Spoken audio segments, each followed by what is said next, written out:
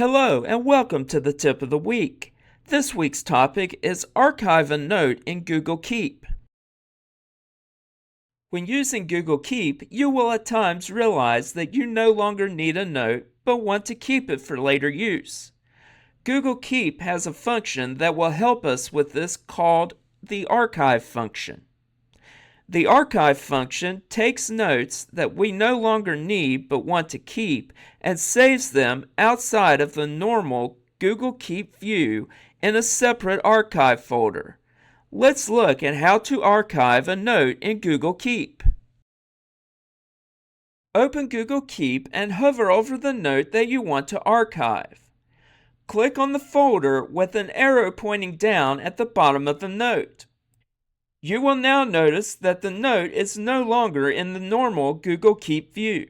To view your archived notes, click on Archive to the left of your notes. Do you have questions about using Google Workspace? There are several resources available. The links and contact information are listed here.